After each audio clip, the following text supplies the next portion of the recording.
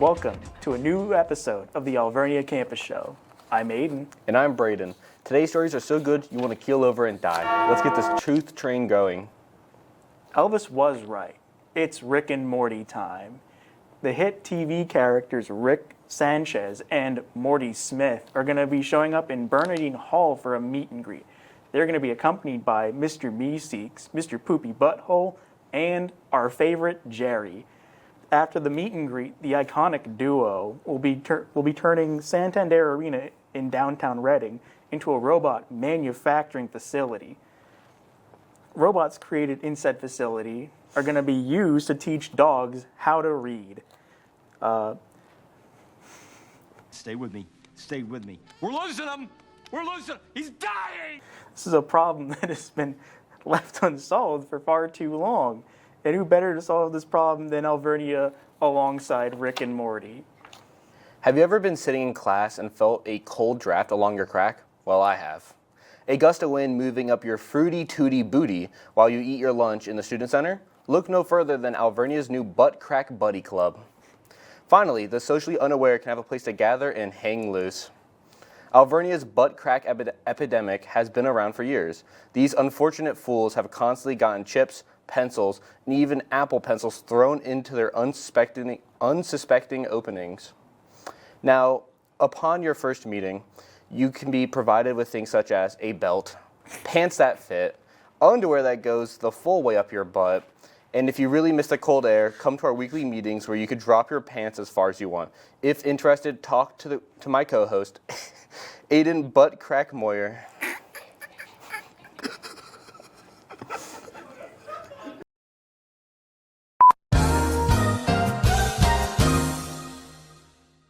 Swim on over, Ariel. Disney's becoming part of our world. If you like going to Disney World, then this one's good for you. Disney just bought Alvernia University. This is how it's going to work. Alvernia main campus classes and dorms will be moved to Penn Street, which is here, right next to College Town, while the main campus is going to be turned into another Disney World.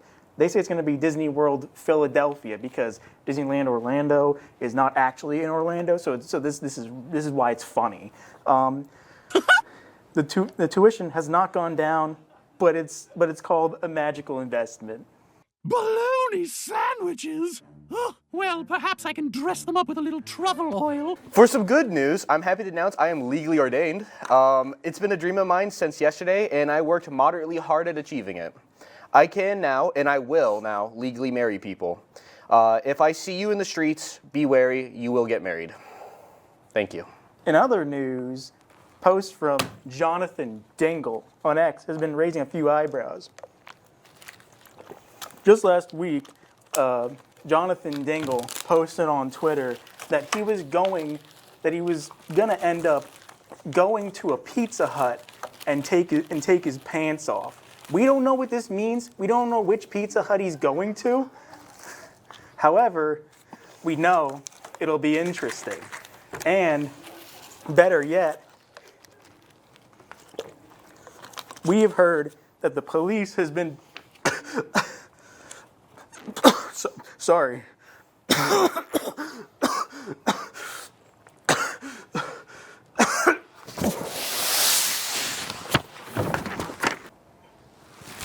Thanks, Kenny. Oh, God.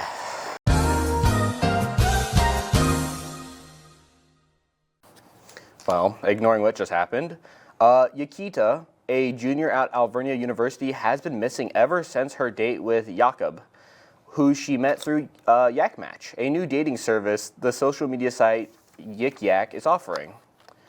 He was a total red flag, I mean. He said that Sheets is better than Wall. Ugh. Yakita's friend, Mary, said Mary was the last person to see Yakita before her date. He was like my bro. He wouldn't hurt a fly, Jakob's frat brother, Mark, said moments before. Jakob was seen killing a fly. Interesting. If you see Yukita, please call 666. If you hear screams, don't be scared. That is normal for her. And McDonald's faces backlash as products are currently undergoing recall after reports of a new Arch Burger is caused people to turn into Teenage Mutant Ninja Turtles. McDonald's claims that they never refer to their product as an actual burger, as their CEO said, and they are simply testing out their new effects. The McDonald's CEO is left unchanged as his bite was too little to receive the effects. Okay. Anyways, it's a blank paper. Jacob, it's a blank paper. What are you doing? First you killed Aiden, by the way. Just so you know, that was on you. I don't even want to know what's going on right here. Get your act together or get out of the class, Jacob, okay? We're not playing anymore. Go. Cut. We're done. You can go to sports or whatever. Am I gonna be buried in BCTV?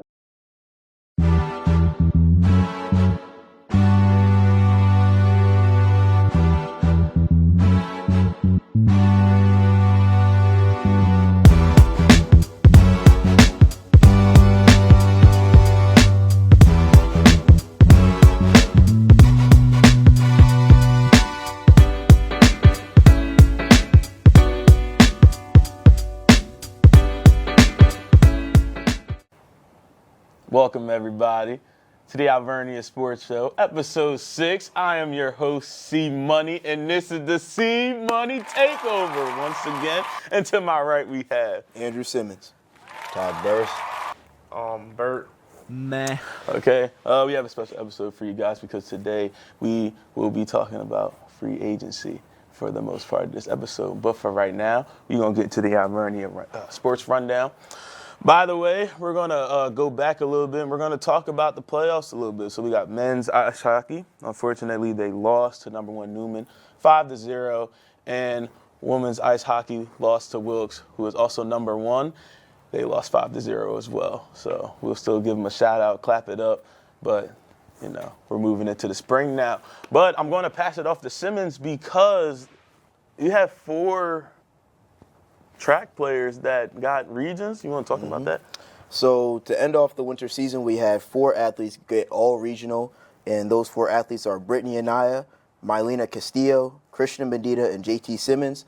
As far as the results, Brittany finished 6th in the region in long jump with a season best of 5.50 meters, as well as over 2,800 points in the HEP, as well as a high jump mark of 160 in that. So clap it up for her. Mylena Castillo finished 3rd in the region in triple jump with a mark of 11.19 meters. Shout out her. And on the men's side, Christian Medina and JT Timmons both finished 7th in the region.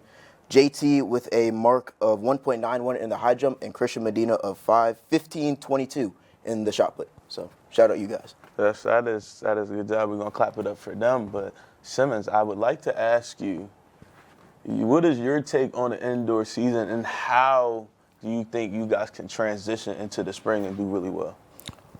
As far as indoor, it was a little bit unfortunate because we did have a bit injury-prone season for the most part. There were a lot of people who were like banged up early on, but towards our championship season, everybody started getting healthy again.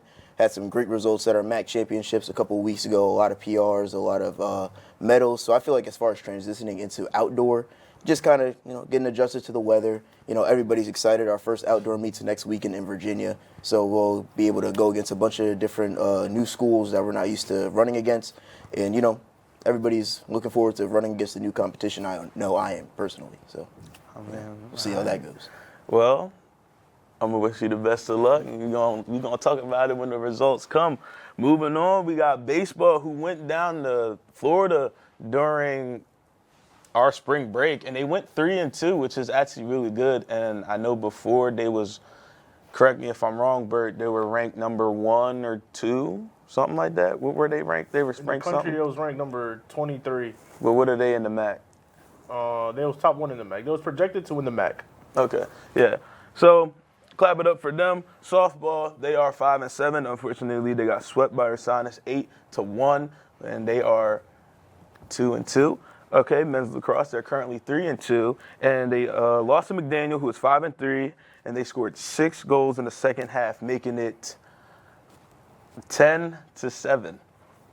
All right, we got women's lacrosse, who is currently 1-5, and they lost to Ursinus 20-1. And they are 4-2. And now I would like to talk about wrestling. Wrestling championship is going on right now. We have Owen Reber and we have Chance Babb, who are wrestling. And that Chance Babb is wrestling weight class 149, and Owen Reber is wrestling weight class 285. So we're gonna give them a shout out and we're gonna hope for the best for them. Now we are going to switch to off the bench. We have lots to talk about in this free agency that's going on, and it's only been a week, not even. So, Taj. Hey, man. I think that free agency this coming NFL season, I think it's going to be a great, because a lot of trades, a lot of people get re-signing, a lot of people going to different teams. I think it's going to be great. Got anybody that you think that specifically that you want to see play good this season with a different team? Well, I can speak for New England. I know Kevin Byard, we just got him. First of all, New England's getting picked apart. I will say that. Low-key getting picked apart. A lot of underrated guys that made the defense that it was this past season is definitely getting picked apart. But Kevin Byard, he led the NFL in interceptions. So we are going to hope that they're going to bring that secondary back up. The secondary is looking nice, but with him being a part of it, I think we're going to be really well. Bert, Simmons, let's talk about them Giants. The Giants look pretty good. We signed Isaiah Likely to a pretty good deal. Feel like he's going to come over here and come to the Giants and do what he did with the Ravens, but like with more. His role is going to open up a lot more because he's going to be the guy in that position. And for fullback, we signed Patrick Ricard. The Giants are just going to go out there and run the football like we should have done. But now we're going to do it with Cam Scatterbull and Tracy Jr. See, What about you, Simmons? I'll leave it at this. Based on how our free agency is looking right now, we are finally adding depth to our superstar room, more likely, because last year we were only going off of Jackson Dart, Scatterbull, and Neighbors, who got hurt in week 2 or something like that. Yeah. So now adding Isaiah Likely to the pass game, that's just going to open up more opportunities for Malik Neighbors and all that. We just signed, Calvin Austin for a 1-year deal or something like that. So we're adding depth to our receiver core on offense, and we still have a solid defense overall. I think it was just injury prone that made us terrible last year. But I think if we have a good, solid draft class, I see a wild card in our future. So. Hold up. Wait a minute. Something ain't right.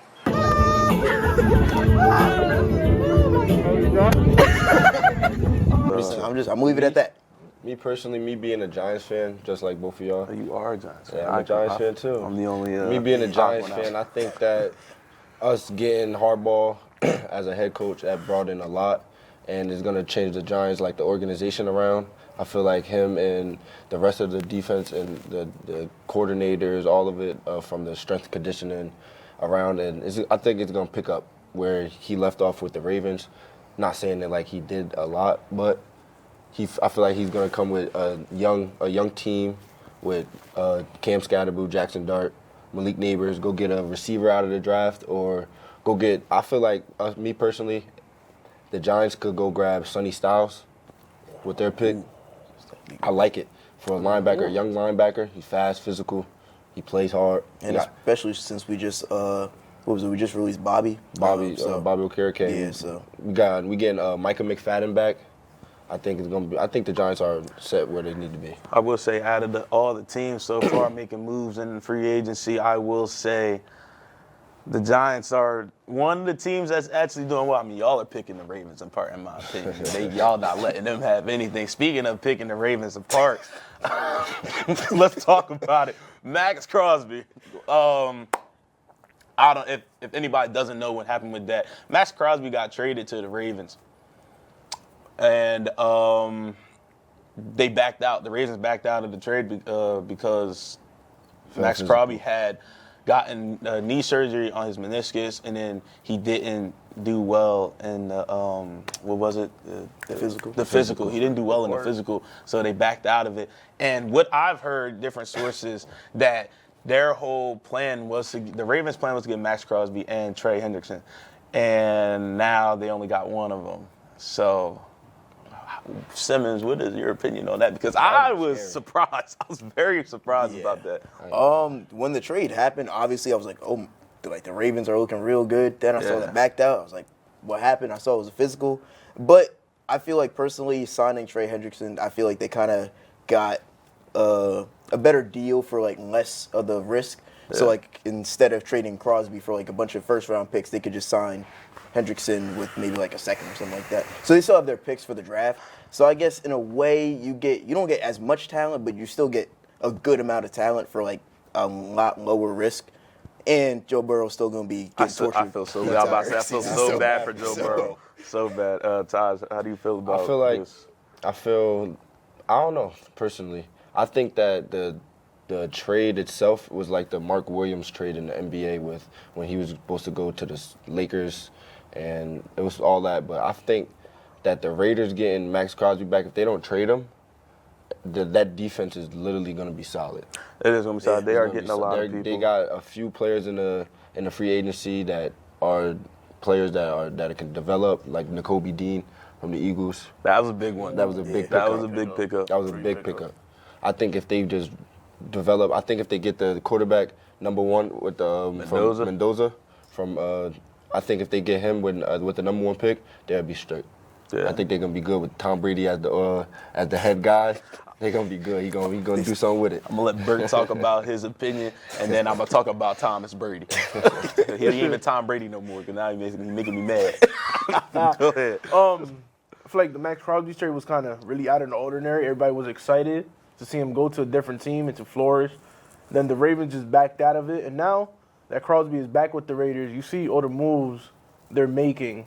So I feel like he's going to go back in that facility and just pretend it never happened and just put your head down and just work with your new guys that they brought in.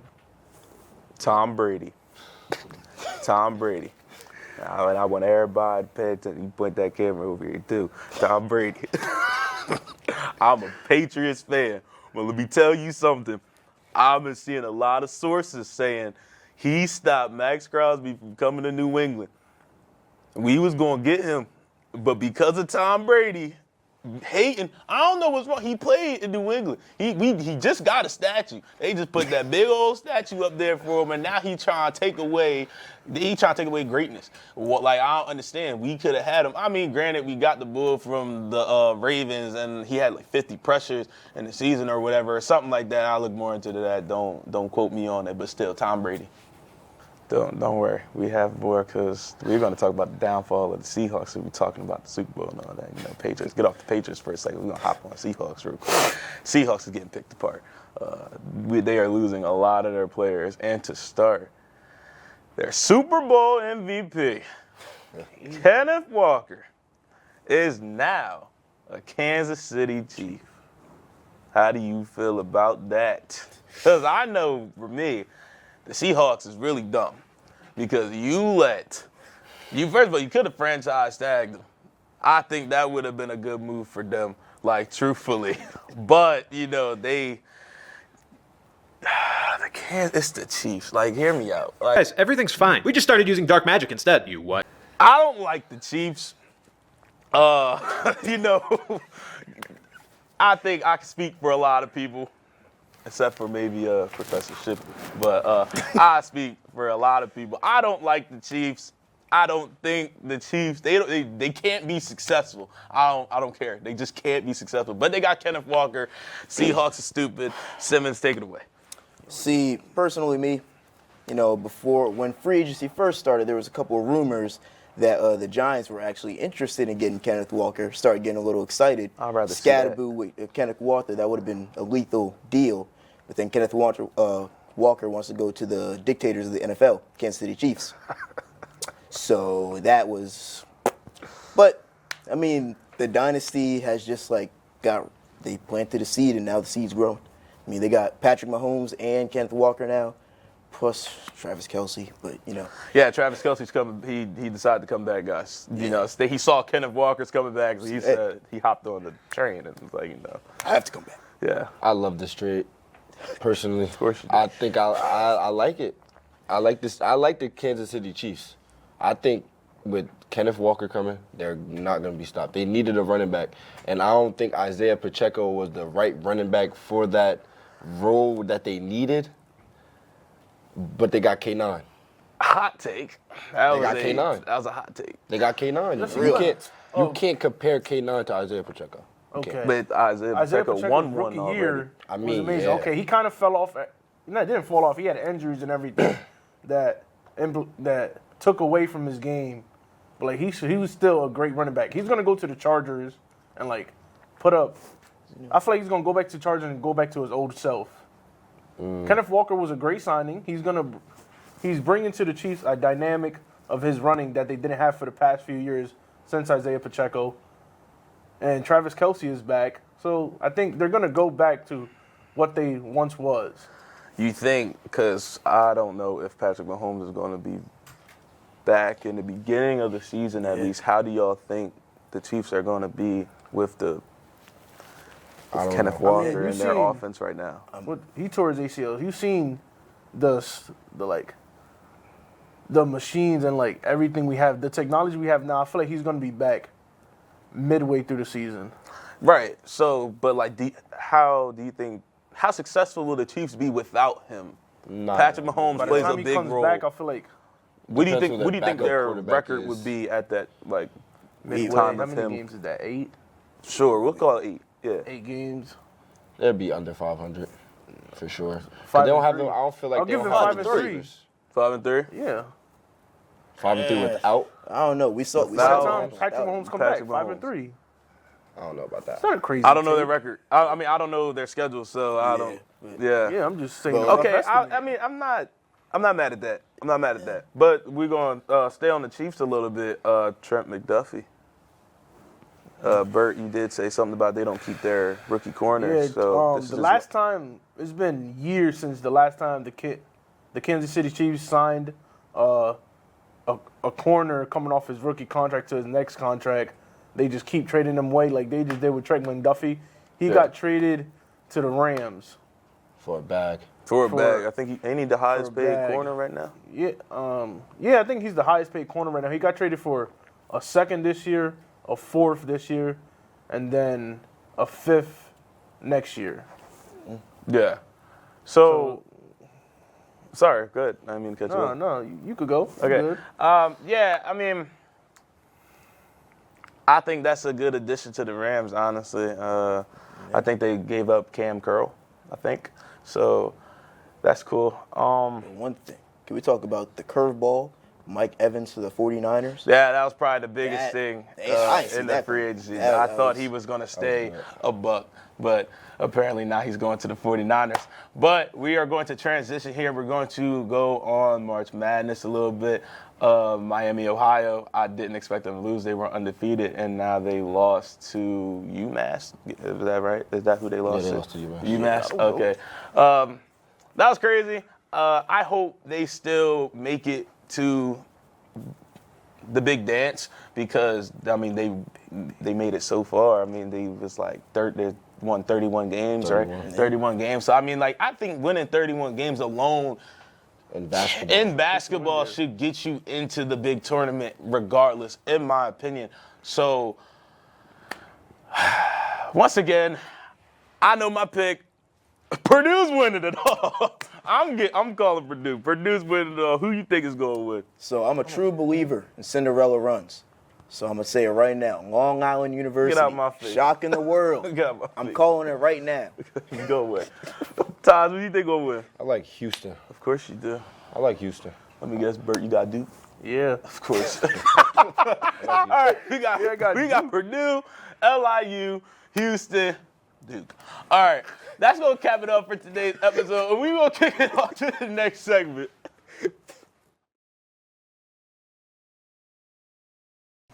Now that I am back amongst the plane of the living, here are the events.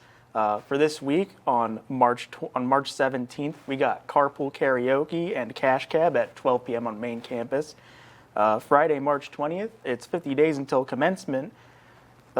Actually, the 50 days until commencement party, my bad, at the President's Patio at 7 p.m. There's a day trip to Baltimore National Aquarium on Sunday, March 22nd at 9:30 a.m. That's all Alvernia, and hope you don't die like I did.